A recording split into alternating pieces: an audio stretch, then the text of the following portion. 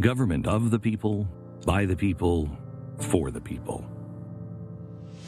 Take me away, far away from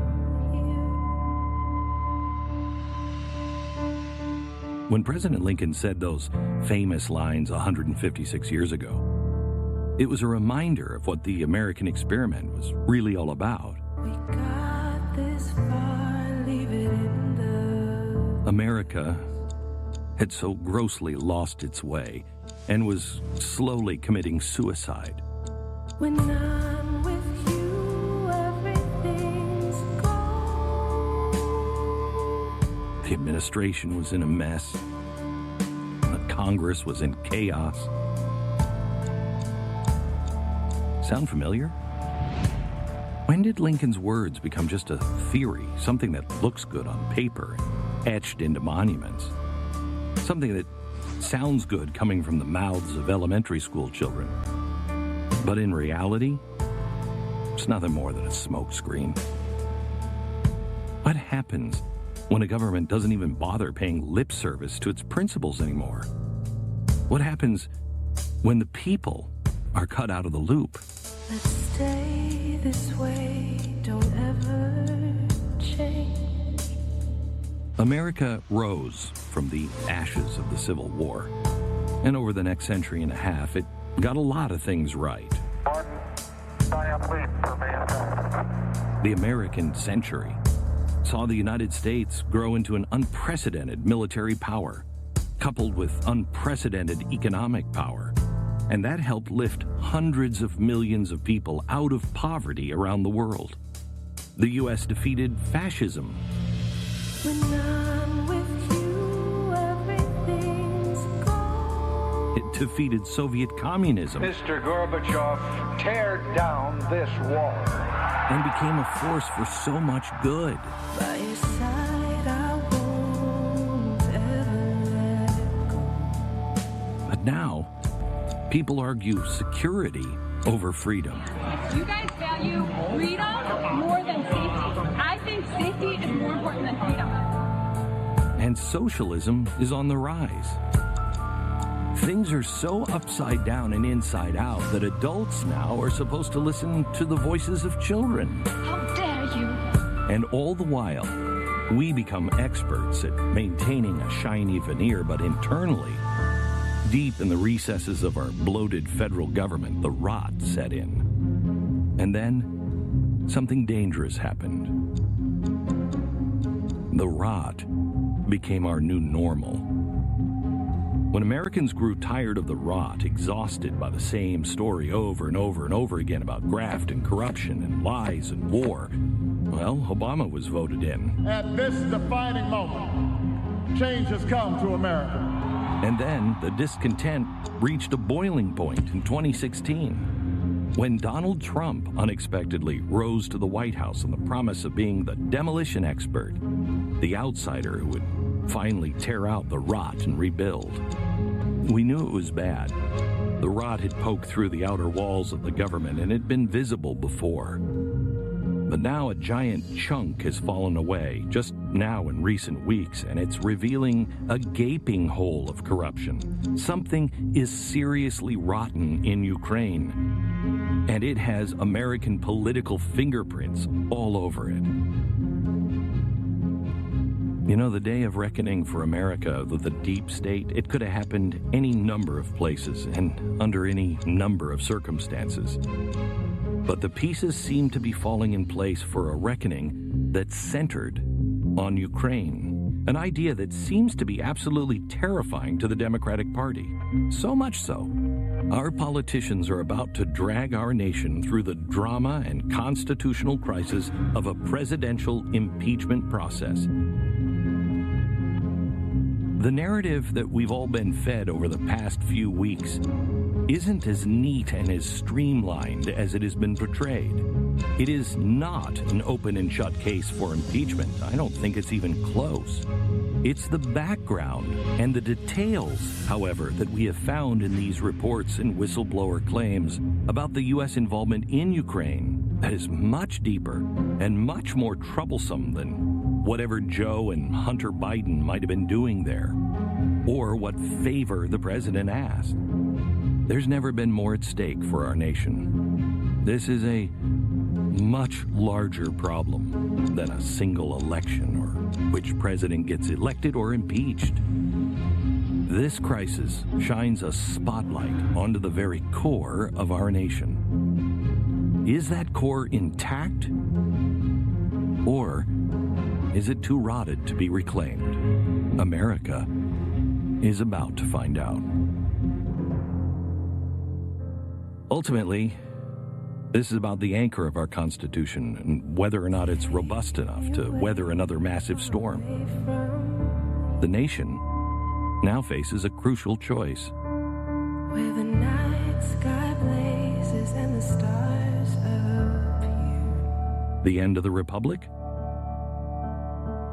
Hold me close and don't look back. Or a new birth of freedom, as Lincoln cherished? Not this far. If history teaches us anything, it's that government of the people, by the people, and for the people is definitely not inevitable. It requires devotion, it requires hard work, and it requires the truth.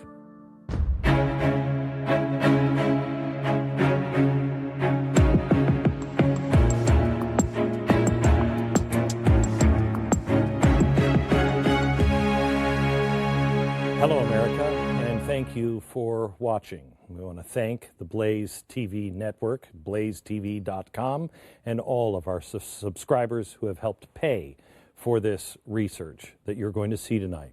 We welcome you wherever you're watching us, either on the network or if you're watching on YouTube or Facebook.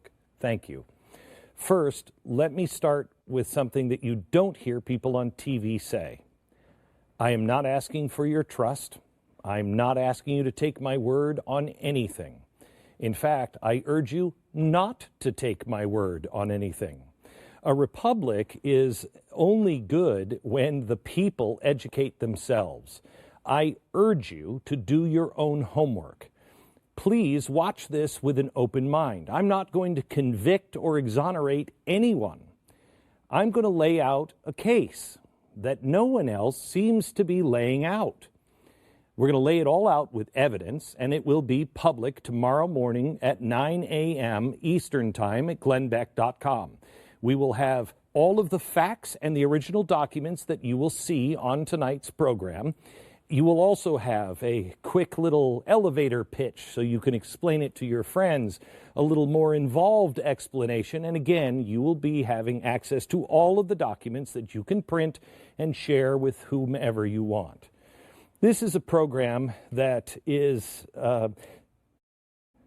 probably the most difficult chalkboard we've ever done. And I've laid out some pretty complex ideas. This is immediately going to be called a conspiracy theory or whatever. I will be discredited. The show will be discredited. The network. That's fine. I don't need the credit or discredit. It's no skin off my nose. Here's what I am asking, that you really, truly watch this, listen to this, do your own homework, and if you care to dismiss it with facts. Because I don't think there's a Republican, a Democrat, or an independent in this country that wants our country to go down the road of corruption. It's why Barack Obama was elected in 2008. We were tired of the corruption and the war and everything else. We wanted people to be open with us. And Barack Obama promised that for a lot of people. But you'll notice how popular Barack Obama is now. The people who voted for him didn't think that he did the job. And then Donald Trump was elected. And he was elected for exactly the same reason.